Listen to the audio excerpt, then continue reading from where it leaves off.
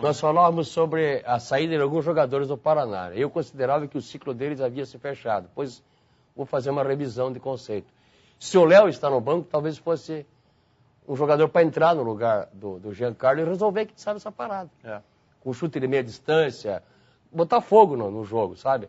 O que falta nos times de futebol hoje, de maneira geral, e faltou por excelência no Paraná, é dentro do campo alguém assumir o time para criar um clima diferente. Não se tem mais esse jogador de personalidade.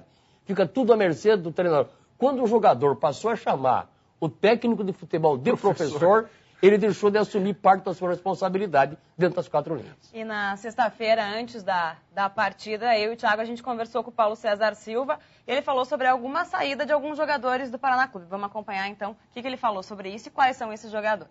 Aliás, só até interrompendo, tem uma história mal explicada aí, né? Tem, mas depois a gente explica. Vamos deixar ele falar. Porque ele está falando do Léo, né, o jogador da equipe do Internacional que tem emprestado aqui. Vamos ver o que ele explica para a gente tentar entender essa situação.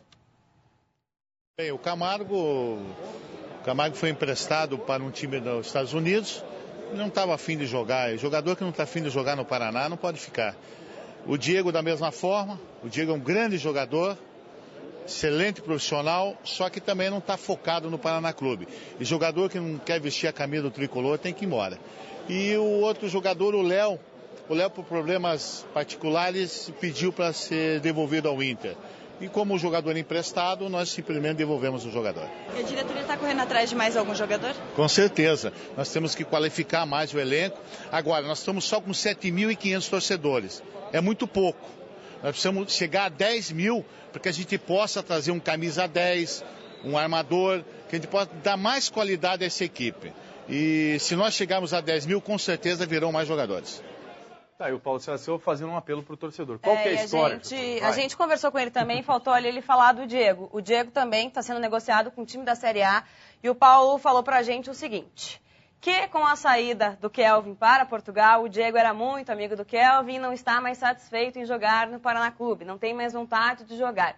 E que para a Série B o Paraná Clube não empresta e não negocia ele. Então ele só vai sair se for para a Série A. O caso do Léo saiu no site do Internacional que o Léo estaria voltando, porém, não, o Léo precisa de uma multa rescisória, precisa rescindir o contrato. O Guto Mello até disse em entrevista depois do jogo que o Inter não pediu o retorno do jogador, sendo que no site do clube está lá. O Paraná não estaria disposto a pagar o que o Léo está exigindo. E no caso do outro jogador, que é o Camargo. Luiz Camargo. No caso do Luiz Camargo, que ele seria emprestado para um time dos Estados Unidos para jogar uma liga, o que acontece é que ele não tem visto, e o contrato também não foi rescindido. Então tá uma confusão em torno desses jogadores do Paraná. Será que saem? Será que vem mais gente? Olha, essa história do Léo tá mal explicada porque diz que tem problema particular lá em Porto Alegre. Sem contar, Silvinho, que depois na entrevista coletiva foi perguntado ao Roberto Fonseca se ele usaria o Léo. E ele respondeu que se fosse necessário, ele colocaria o Léo no time. Está havendo muita contradição nessa celeuma envolvendo os jogadores. Agora, vou falar especificamente do Diego. Se você tem um jogador com o potencial do Diego, que bateu o banzo nele porque o companheiro foi embora, foi vendido, ele é o amigo dele, da base, o que tem que se fazer com um menino desse? Dar atenção e preservar um jogador importante. É patrimônio do Paraná. É patrimônio do colocar para jogar também, dizer, né, Silvinho? não está focado, sai fora. Não é assim, esse é um jogador que é patrimônio do clube. Bota ele no foco. É isso aí. Tira ele um pouco do ambiente, para ver se ele vê onde é que está desfocando, e explica para ele que ele é um jogador importante, que o Paraná é uma grande vitrina, que ele pode subir com o Paraná para a Série A. Ora bolas. É para isso que existe gerente de futebol, supervisor, treinador experiente. Se não sabe lidar com gente, vai ter que trabalhar em outro tipo de coisa. Bom, a gente vai dar uma pausa agora no futebol para a gente falar da ginástica rítmica. A gente está recebendo aqui no estúdio do eSport a técnica e uma das coordenadoras do projeto Agir, a Márcia Naves, que traz as meninas aqui que vão fazer uma apresentação. Daqui a pouco a gente vai apresentá-las para vocês que estão em casa acompanhando. Professora, tudo bem? Boa noite. Prazer recebê-la aqui no nosso programa. Obrigada. Deixa eu ir ali, Giovana. Vou pegar o microfone aqui de mão. Vou saber o nome dessas meninas aqui. Todas elas bonitas, maquiadas, sorridentes. Tudo bom? Qual que é o teu nome? Ana Júlia. Ana Júlia. Quantos anos você tem, Ana? 11. 11 anos. E o seu nome? Larissa. Larissa, quantos anos? Larissa? 10. 10. E você, teu nome? Bárbara. Bárbara, quantos anos, Bárbara? 11. 11 anos. Todas elas têm mais ou menos essa faixa de idade, 10, 11 anos, ou tem mais novas, tem mais velhas? Não, a equipe varia a idade de 8 anos a 17 anos, em média. 8 a 17? Sim.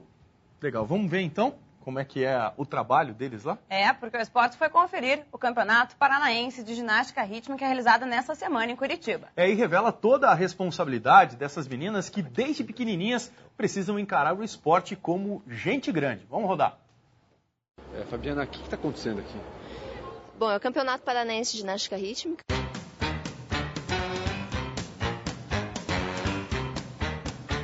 Se você já pensou em ser jogador de futebol, não conseguiu, já tentou até ser juiz, mas não conseguiu também, eu vou apresentar para vocês um esporte diferente. Isso mesmo, ginástica rítmica.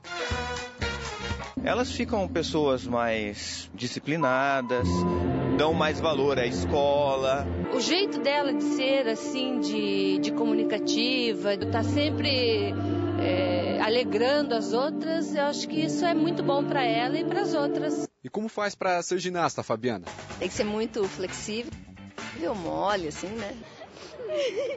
Tem que ter explosão de salto e muita força de vontade, porque aguentar os treinamentos não é fácil. Leva o jeito ou não? Leva. Essa história começou lá na Rússia, da Primeira Guerra Mundial, onde as escolas acrescentaram música à ginástica para dar mais elegância. Da junção ginástica mais música, nasceu a ginástica rítmica. E os instrumentos que elas manuseiam nas danças são arco, bola e fita. E essa meninada aí começa bem cedo na ginástica. A gente gosta que comece a escolinha com 4 anos, 4 a 5 anos. Muito cedo isso? Não, porque na verdade para elas é uma brincadeira. Brincadeira? Que nada. Como que vocês veem isso? O que vocês querem pra vida? Como que vocês chegam em casa e sonham com isso? Eu não paro porque, é meu sonho fazer ginástica, sabe? Ir pra seleção brasileira, pras Olimpíadas. E quando eu penso em parar, eu não consigo parar porque é meu sonho, entendeu? Pequenas na idade, mas grandes na arte de fazer esporte. Esporte que muita gente grande não consegue. Eu vou tentar dar uma estrelinha, como elas me ensinaram, mas quem vai dar nota vão ser elas.